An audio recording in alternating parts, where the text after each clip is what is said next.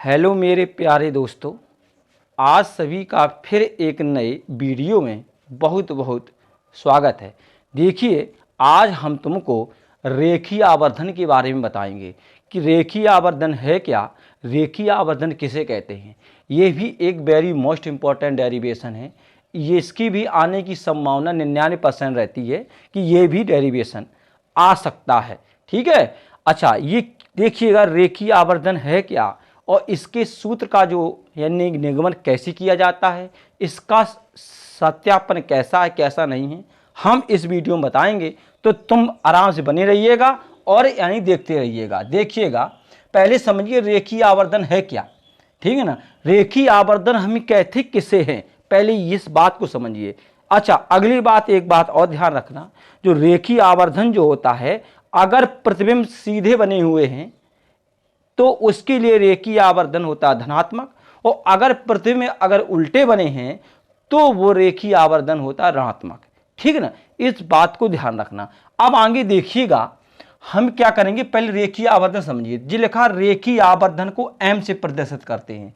किससे? रेखीय आवर्धन को हम m से प्रदर्शित करते हैं। ये होता है रेखीय आवर्धन m बराबर प्रतिबिंब की लंबाई तथा वस्तु की लंबाई। ठीक, प्रतिबिंब की लंबाई को I से प्रदर्शित करते हैं और वस्तु की लंबाई को हम O से प्रदर्शित करते हैं। इस बात में ध्यान रखना दोनों को। तो यहां से एक डेफिनेशन निकल के आएगी क्या, रेखीय आवर्धन की, कि क्या होगी। देखिएगा, यहां होगा कि प्रतिबिंब की लंबाई, किसकी लंबाई?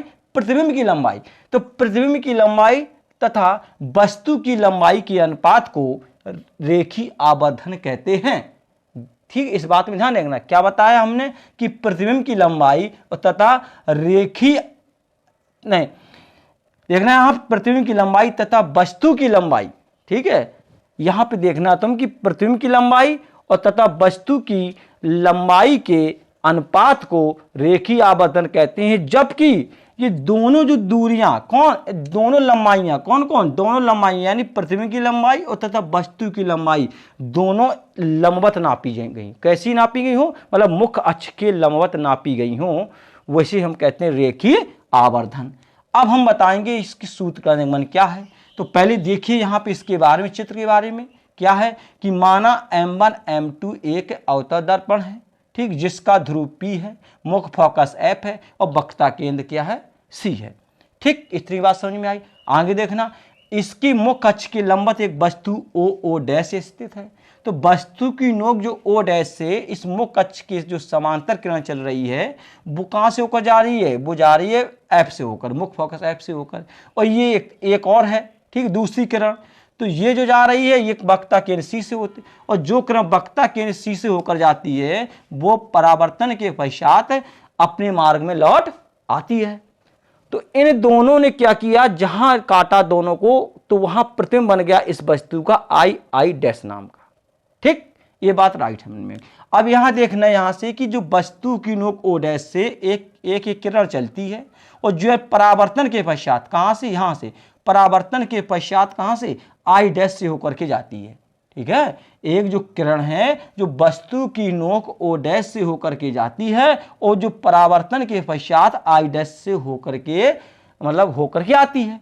ठीक, अब एक बात समझना, ये किरण जो चली यहां से लेकर के यहां तक, तो जो किरण वायु में चलती है या जो किरण चले तो उसे हम कहते हैं आपतित किरण। ये बात हमने बताई थी। ठीक है, परावर्तन के दो नियम होते हैं, उसी के आधार से देखना, जो किरण चले उसे कहते हैं आपतित किरण, और जो परावर्तन से प्राप्त होती है, ये जैसे ये वाली प्राप्त हुई I डैश से होकर जा रही है, तो ये जो प्राप्त हुई किससे, यानी परावर्तन से, तो इसलिए इसे हम कहेंगे, इसे कहेंगे क्या, परावर्तित किरण।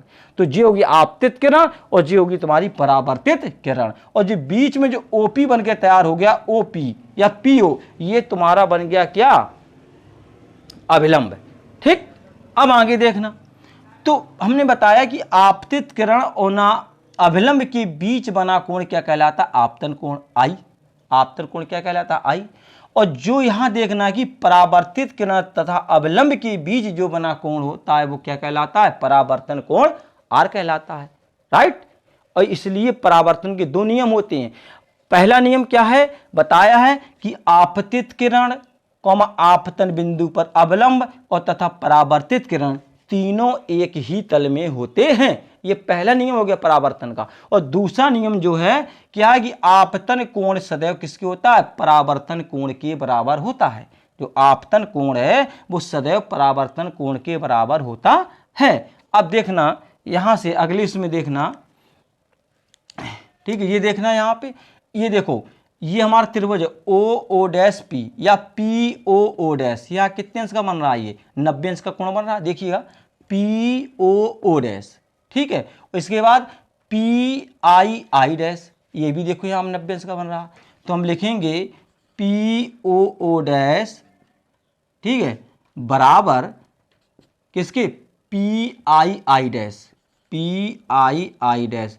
ये समकोण है, कैसे ही ये समकोण, मतलब ये 90 अंश का कोण बना रहे हैं, तो ये समकोण त्रिभुज कहलाए, ठीक है ना। अब यहाँ ये दूसरा नियम कि परावर्तन कोण जो होता है कौन सा, ये वाला O P O dash, O P O dash, ठीक है, बराबर ओ पी ओ डैश हो गया। और इसके बाद यहाँ देखना तुम कहाँ से, ये वाला देखना, ये ओ पी आई डैश, एक हो गया ओ पी ओ डैश, हो गया ओ पी आई डैश। तो एक हो गया कौन सा, ओ कोण ओ पी आई डैश, जो कि परावर्तन के नियम से, किसके नियम से, परावर्तन के नियम से, ठीक, ये हो गया तुम्हारा परावर्तन के नियम से। अब आगे देखिएगा, तो इसमें दो त्रिभुज, अब देखना एक त्रिभुज हो गया तुम्हारा ओ पी ओ डैश या ओ ओ डैश पी, तथा त्रिभुज P I I dash, P I I dash कैसे हैं, ये समकोणिक त्रिभुज है, समकोणिक है, ठीक। और समकोण के लिए क्या होता है, लंब बटे लंब और आधार बटे आधार। तो इसमें ये खासियत हमने बताई थी कि ये लंब बटे लंब, आधार बटे आधार कैसे होगा।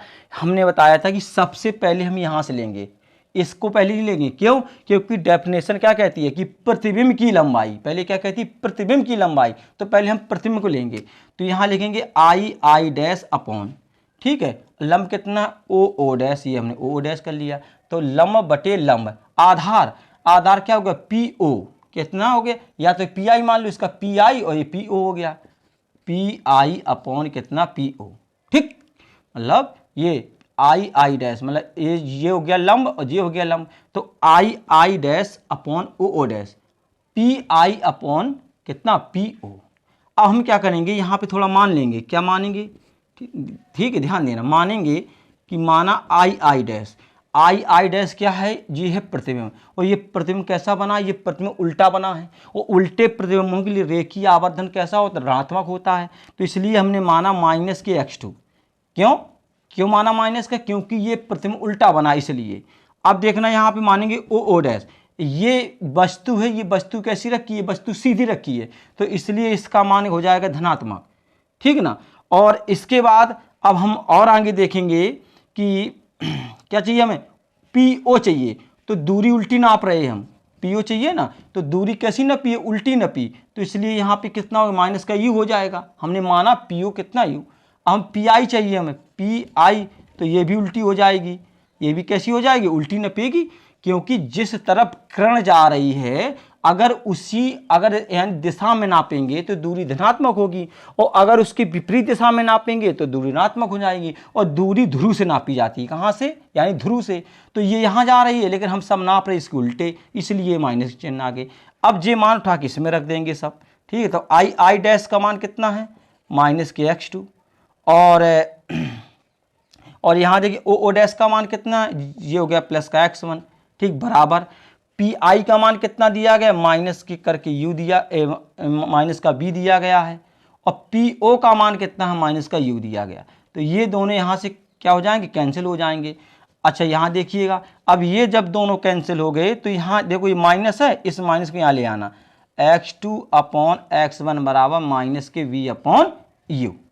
अब ये क्या है x2, x2 हमने मानी थी यहाँ पे प्रतिबिंब की लंबाई, x2 क्या मानी थी यहाँ हमने, प्रतिबिंब की लंबाई। और यहाँ पे जो x1 जो मांगी, यहाँ पे x1 क्या थी, यानी वस्तु की लंबाई। तो ये लिखना परिभाषा से, किससे, परिभाषा से, ठीक है। तो यहाँ हो जाएगा m बराबर माइनस के v अपॉन यू। ये एम कैसे आया? ये आया कि प्रतिबिंब की लंबाई और बटे वस्तु की लंबाई के अनुपात को रेखीय आवर्धन क्या कहते हैं? एम कहते हैं। ठीक, ये था तुम्हारा आवर्धन के लिए सूत्र, मतलब रेखीय आवर्धन के लिए जो सूत्र का डेरिवेशन था, जो ये निगमन था, ये वेरी मोस्ट इंपॉर्टेंट है, इसलिए हमने तुम्हें ये बताया। इसको देखना और हमें आशा है कि तुमको यह समझ में आया होगा। अब ये पढ़ते रहिएगा या और मस्त रहिएगा और अपने ध्यान रखिएगा। धन्यवाद।